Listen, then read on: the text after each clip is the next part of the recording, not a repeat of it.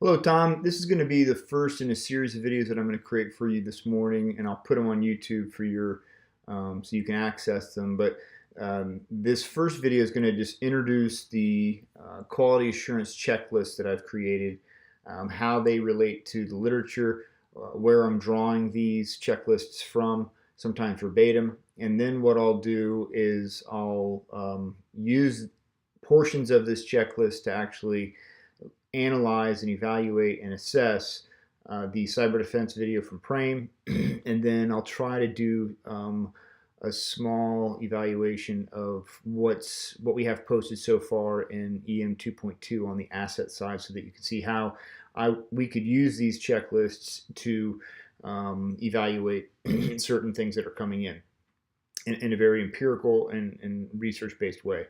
So the first series of checklists, or the first checklist that I've created, is verbatim coming from Quality Matters. And Quality Matters is a well-regarded organization in evaluation of course design. And they've created this rubric, and actually this is a brand new rubric, the 6th edition, specifically for higher education, set of 8 general standards, 42 specific review standards, and there's actually a point system evaluated. Both I think Erin is a certified evaluator for QM, so this would be a good role for her. I think it would be in our best interest probably to put Dave through it. It could be a good role for him. But it really is, I think, an outstanding place for us to start to do an overall evaluation of courses as we develop them, but also after they've been developed, to continuously improve them. And they have it quantified very strongly. There's development notes. There's actually online templates, etc. So that's the first one, and you'll see here QM1 rubric. This is just verbatim from the actual rubric itself, which can be found hyperlinked here. But this is the 6th edition. So all I did was I took this verbatim, I put it into a Google Sheet so that it's easy for us to sort and use. The second tab over is a compilation of learning sciences. And what I did here is I'm primarily drawing this off of chapter 18 of a book by Ruth Clark and Richard Mayer. And it really is, I think, one of the best compilations of quantitative research-based guidelines and design principles that can be pulled into any kind of online or what they call e-learning environment. And what they do is they break it down by principle, and then per principle they have various guidelines or actual behaviors that you can look for, design principles that you can build in. So that's what I did here in the Learning Sciences tab. This is 99% drawn off of this chapter 18, which I reference in here, and I embed all of this with the notes. But some of it is also drawn from other areas, such as the LAC framework.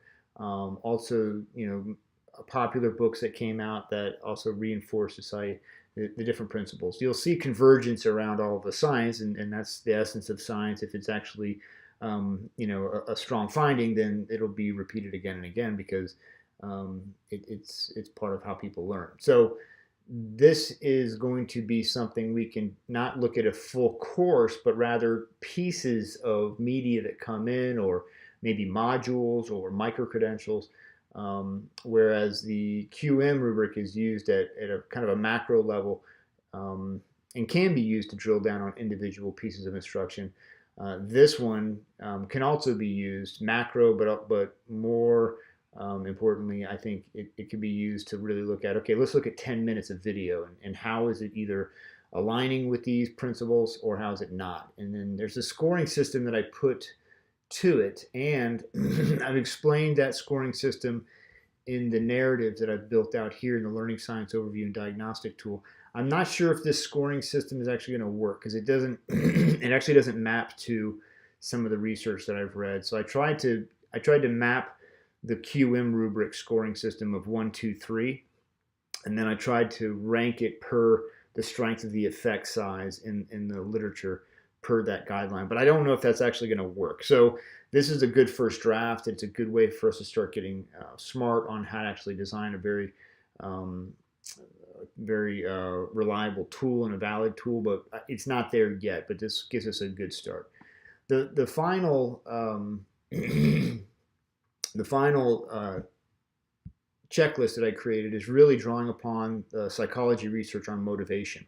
And again, this would be more for macro, where we could sit back and look at a course or a micro-credential or a stack and say, how are we building in motivational drivers to keep individuals engaged? And this is primarily, and I've broken it down using a taxonomy that's coming out of the literature, and specifically a paper that I wrote for a client about 5 years ago. And I looked at, we wanted to create a learning game. And so this isn't necessarily game-based research.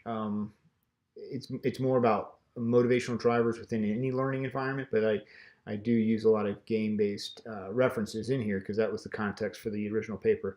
But what I did is I took this taxonomy out, these 7 areas, these 7 principles, and then I put them into, again, the same format. And then I went in and I pulled out from my paper specific examples of how these things might manifest within a learning environment. And then I put that same 1, 2, 3 scoring system along with it. Again, I don't know how well that scoring system is going to work out. It could be that we just have it's either there or it's not there type of mechanism, but we'll have to use the tool several times over the course of weeks and months to really refine it. So that is those 3 checklists. And I think those 3 checklists actually give us a really, excuse me, a really outstanding place to start and grounding our evaluation and grounding our quality assurance process and our entire instructional design process in the literature. And it also grounds us to a larger national movement around quality assurance within online education, which is what we're doing in just a different flavor of it with CBE. And so that is the intro video.